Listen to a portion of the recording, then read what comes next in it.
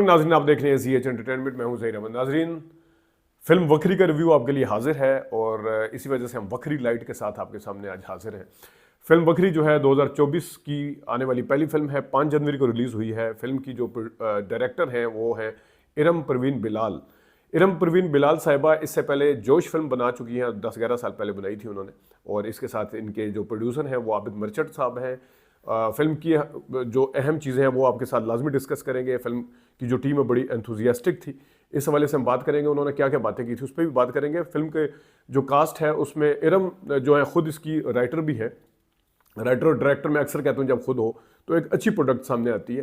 तो इस हवाले से अगर देखा जाए तो इसकी कास्ट में शामिल हैं फरियाल महमूद। इससे पहले उनकी फिल्म चिकड़ आ चुकी है, लेकिन इंट्रोड्यूसिंग यानी कि पहली फिल्म इनकी डेब्यू फिल्म जिसे कहना चाहिए वो है ये वखरी। और वखरी के साथ है इसमें गुलशन मजीद, उनको साहब कहना चाहिए, साहिबा कहना चाहिए, ख्वाजा सरा हैं वो, उन्होंने लीड रोल प्ले किया है इसमें जो भी है। और इसके साथ साथ जो सलीम मिराज साहब का भी बीच में किरदार है, तूबा सिद्दीकी का भी किरदार है, वो जो फोरमैन शो वाले बट बरदरान है उनमें से एक है, वो उनका भी एक किरदार है। और एक बड़ा अहम रोल है जो टीवी ड्रामों में आते हैं, वो बड़े बालों वाले, आजकल उनका एक ड्रामा और भी चल रहा है, बल्कि 2-3 ड्रामे खैर एक साथ ही चल रहे हैं, वो भी हैं। फिल्म की जो कहानी है वो जिस मैंने बताया कि खुद लिखी गई है। और फिल्म की कहानी का जो मरकजी ख्याल जो एंड पे उन्होंने कंदील बलोच के हवाले से थोड़ा सा दिखाया, उस पर थोड़ा सा मुझे एतराज़ है। बाकी ओवरऑल फिल्म की अगर बात कर लें तो उसकी कहानी में मुआशरे का भरपूर तरीके से ड्यूल फेस दिखाया है। मुआशरे में फ़ीमेल के साथ जो डिस्क्रिमिनेशन होती है या जो सलूक किए जाते हैं उनके हवाले से दिखाया है। उसके डायलॉग अगर देखें तो वो बड़े जानदार किस्म के हैं। जिस तरह बीच में कहा जाता है कि बेवाओं को उसमें फंक्शन में नहीं बुलाया जाता, फिर जब ख़ास तौर पे वखरी परफॉर्म करती है आगे, उसके पीछे जो आवाज़ें हैं छोटी छोटी, वो भी बड़ी मानी खेज़ किस्म की आवाज़ें हैं और वो माशरे के ऊपर पूरी तरीके से एक थप्पड़ है।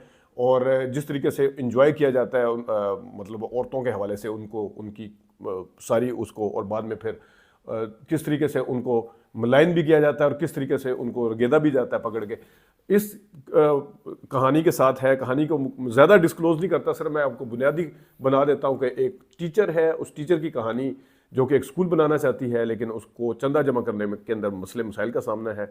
और वो बेवा भी है, 10-11 साल हो गए, 8 साल जितने भी हुए उनको बेवा हुए, जो मर्कजी फरियाल महमूद ने यह किरदार अदा किया है। और बाद में चंदा जमा करने के लिए वो क्या कुछ करती है और उसको किस तरीके से पजीराई भी मिलती है, लेकिन बाद में तनकीद का भी सामना करना पड़ता है। जिस तरह मैंने आपको पहले बताया ड्यूल फेस जिस तरह दिखाया गया है इसमें, ये तो है कहानी। मैं इसको ज़्यादा डिस्क्लोज नहीं करता। और कहानी की फिल्म की जो ड्यूरेशन है वो तकरीबन 1 घंटा 35-38 मिनट है और 1 गो में है, इसमें कोई इंटरवल वगैरह नहीं है। और ये इसके ऊपर भी बाद में आता हूँ। लेकिन डायरेक्टर जो है, जिस तरह मैंने इरम का बताया, उन्होंने फिल्म को बड़े अच्छे तरीके से ओपन किया है, बड़े नॉर्मल तरीके से। और फिल्म की जो गैर ज़रूरी म्यूज़िक नहीं है इसमें, कैमरा वर्क जो है जिस तरह अमूमी तौर पे दिखाया गया, क्योंकि सिंगल कैमरा जब शूट होता है तो लोग बीच में डंडी मारते हैं, कमचोरियाँ भी करते हैं बीच में। तो ख़ास तौर पे सीन जितने भी हैं, ख़ास क्लासरूम का सीन है जब वो पढ़ा रही है, और भी जब वो गुलशन के साथ जो बिल्ले का रोल अदा कर रहे हैं वो भी है। और इसमें एक अहम चीज़ कास्ट के वाले से भी बता दूँ, इसमें वो बच्चा भी है जो मेरे पास तुमों में हुमायूं सईद साहब का बेटा बना हुआ था, उसका भी सूले का किरदार, बड़ा अच्छा किरदार है उसका बच्चे का। तो मैं कह रहा था कि अमूमी तौर पर जान छुड़ाई जाती है तो कैमरा वर्क को भी हर तरीके से, हर एंगल से लिया गया, गैर ज़रूरी म्यूज़िक नहीं डाला गया। अदाकारी जो है उसके ऊपर अगर डायरेक्टर के पॉइंट ऑफ व्यू से देखा जाए तो भरपूर तरीके से तवज्जो दी गई है। और इसके साथ साथ फिल्म के जो कहानी का, जिस तरह मैंने बताया कि किस तरीके से आगे चलती है। शुरू में कहानी ज़्यादातर जो फिल्म है वो रात के टाइम है, बंदा वेट करता है कि कब दिन होगा। तो मेरे ख्याल में ये रिलेट किया गया है डार्क साइड जो है उसके साथ, सिंबॉलिकली भी शायद रिलेट किया गया हो, अगर मैं गलती पे नहीं हूँ। लेकिन शायद उसमें रात के सीन इस वजह से भी हैं कि उसके अंदर मिलती है जाके वो जो कुछ भी रात की एक्टिविटीज़ दिखाई हैं, उसकी बिल्ले के वहाँ पे जो एक्टिविटीज़ हैं वो फिर अपने बच्चे को लेके जाती है, वो एक्टिविटीज़ हैं। तो डायरेक्टर को भरपूर तरीके से पता है कि किस जगह पे उसने फिल्म उठानी है, किस जगह पे उसने म्यूज़िक उठाना है, किस जगह पे खामोश सीन के साथ मैसेज को कन्वे करना है, किस जगह पे अदाकार से क्या करवाना है, कौन से तासरात लेने हैं। ख़ासतौर पे जिस वक्त वो कहती है बेवा को फंक्शन में बुलाते हैं, फिर वो गुस्से में जाती है, तो वो बिल्ला जो है उतनी देर में परफॉर्म करने चला जाता है जितनी देर में वो एक किस्म का क्लाइमैक्स है, मतलब मोड़ आता है उसकी ज़िंदगी में, क्लाइमैक्स तो नहीं, मोड़ आता है कि वो फैसला करती है वहाँ पे जाके कि मैंने अब क्या बनना है, मैंने इन्फ्लुएंसर किस तरीके से इन्फ्लुएंस करना है, सोशल मीडिया के ऊपर आके अपना कौन सा रूप धारना है।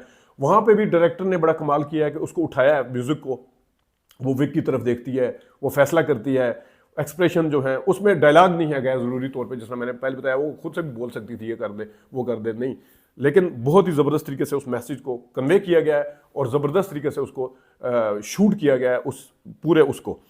और इसके अंदर जिस तरह दो गाने, एक वखरी मैं वखरी टाइप मेरी चाल वखरी, फिर मैं बागी बागी क्यों बागी बनी, ये क्यों बागी बनी में तो पूरा एक किस्म का उसमें कहानी है, पूरी बताया गया कि ये तो इस तरीके से डायरेक्टर की पूरी ग्रिप नजर आती है। उसकी ड्यूरेशन से लेके देखें, उसने कहीं पर ड्रैग नहीं होने दी फिल्म को और बड़े ज़बरदस्त तरीके से उस लेके चली है।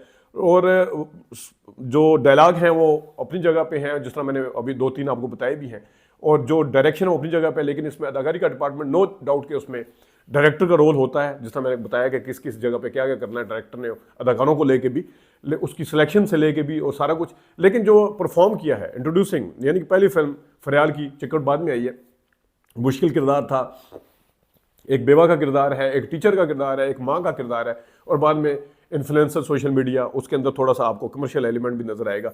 ये वाला जो किरदार किया है फरियाल महमूद ने बहुत ही ज़बरदस्त तरीके से किया है। उसने टीचर जहाँ बोलिए हम, क्योंकि पीटीएम वगैरह पे जाते हैं, टीचर अमूमी तौर पे किस तरीके से बात करती हैं, बोलती हैं, किस तरीके से उनका गेटअप होता है, ऊपर पेरेंट्स किस किस्म की होती है, भरपूर तरीके से नजर आई है। उसको शूट बड़ा अच्छा किया है।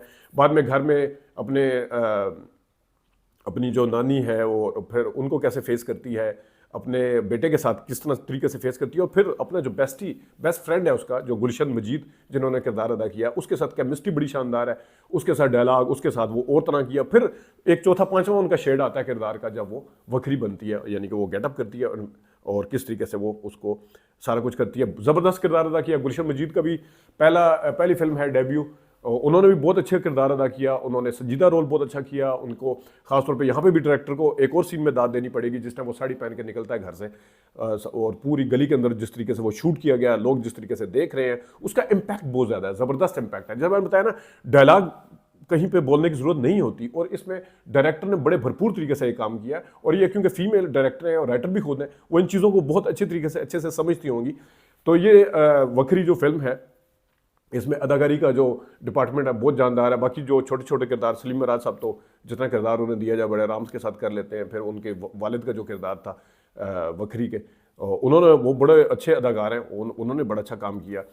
उनकी जो बीवी है उन्होंने भी ठीक रहा। फिर वो जो एंजल बने हुए थे, वो जो फोरमैन वाले आते हैं, उन्होंने बड़ा अच्छा किया। लोकेशन तो अच्छी हैं, कैमरा वर्क अच्छा है, एडिटिंग ज़बरदस्त है, ड्यूरेशन लंबी नहीं है फिल्म को। और उसके अंदर ये नहीं है कि आर्ट फिल्म का, उसमें आपको कमर्शियल फिल्म का भी एक नज़र आता है। आर्ट फिल्म तो खैर इसे नहीं कह सकते, लेकिन जैसा ड्रामा टाइप होता है, तो इसको मेरे ख्याल में भरपूर तरीके से इस फिल्म को एज़ कम्पेयर टू, अगर आप गुंजल या चिक्कड़, वो भी बहुत अच्छी फिल्में थी, उनको भी मैंने बड़ा सराहा है और जिस तरीके से बनाया गया है। लेकिन इसकी ड्यूरेशन की वजह से इसको प्लस पॉइंट है कि ये 1 घंटा 40 मिनट की कह लें ये फिल्म, कह लें या 38 मिनट की है।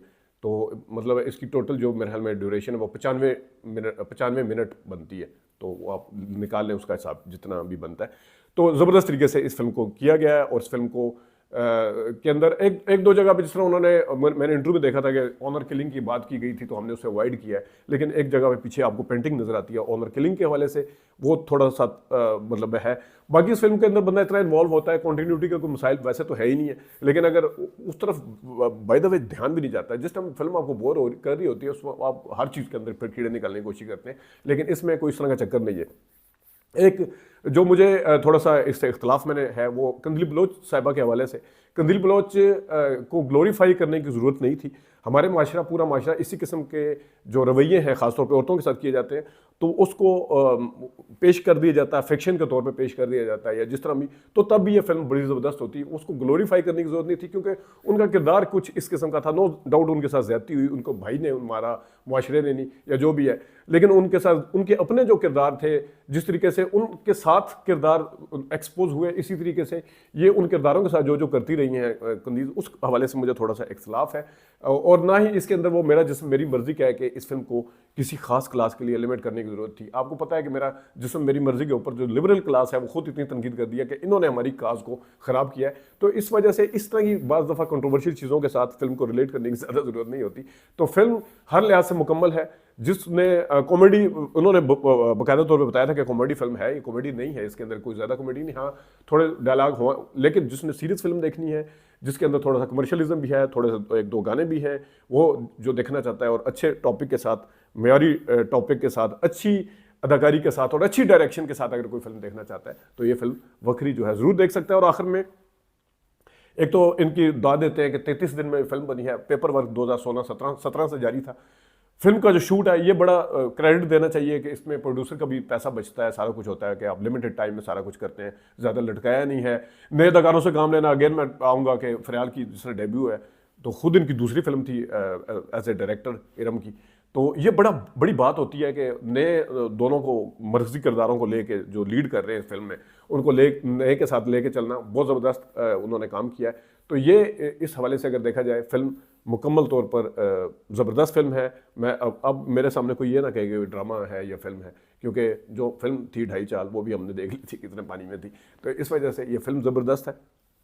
और अगे छोटा सा मैं अक्सर टिकट वगैरह की बातें, ये मैंने इंटरव्यू भी सुना था, उसमें भी टिकट की बातें हो रही थी कि कुछ के लिए हम कम भी कर सकते हैं पैसे वैसे जो देखते हैं। वो मुझे इसलिए याद आया कि यहाँ पे सेंटोरस सिनेमा है जो नदीम मंडी वाले साहब को मैं अक्सर तारीफ करता हूँ, शो प्रॉपर दिए जाते हैं, लेकिन यहाँ पे थोड़ी सी ज़्यादती ये करते हैं कि अमूमी तौर पे 800 अगर टिकट है, वो एक स्क्रीन नंबर 1 जो छोटी स्क्रीन है 2, यहाँ पे बड़ी स्क्रीन हो तो वही वाला 1000 कर देते हैं। तो ये बड़ी ज़्यादती है कि 200 आपने अपने खुद सिनेमे बनाए हैं, खुद छोटी स्क्रीन पे चलाए हैं, बड़ी स्क्रीन पे चलाएं, देखने वाले का इससे तो कोई वो सरोकार नहीं है कि अगर 8 बंदे बैठ के बड़ी स्क्रीन पे देख रहे हैं, बंदे तो 8 हैं, वो छोटी स्क्रीन पे चला देते हैं, तो वो 200 का फ़र्क कहने को फ़र्क है। अगर 4 बंदे फिल्म देखने जाएंगे तो 800 का फ़र्क पड़ता है, उन्होंने कुछ खाना पीना भी होता है, तो इसको चीज़ को देखना चाहिए। फिर इसका मतलब है कि जिना पार्क वाले में भी स्क्रीन नंबर 1 और 2 छोटी हैं, 3, 4 और 5 बड़ी हैं, तो इसका मतलब फिर ये भी अपने 600 से हटा के टिकट 700 से हटा के 1000 कर देंगे जो बड़ी स्क्रीन पर हम फिल्म दिखा रहे हैं। इस तरह ये ज़्यादती ना किया करें, पैसे बटोरने के तरीके और बड़े होते हैं। तो मैं नदीम मंडी वाला साहब से उनका मैंने इंटरव्यू भी किया हुआ है, फिर वो आमिर हैदर साहब हैं, उनका भी मैंने इंटरव्यू किया था, तो इन चीज़ों को देखना चाहिए। तो नाज़रीन, ये था वखरी का रिव्यू, उम्मीद है आपको अच्छा लगा होगा। अभी तक के लिए इतनी इजाज़त दीजिए, अल्लाह हाफ़िज़।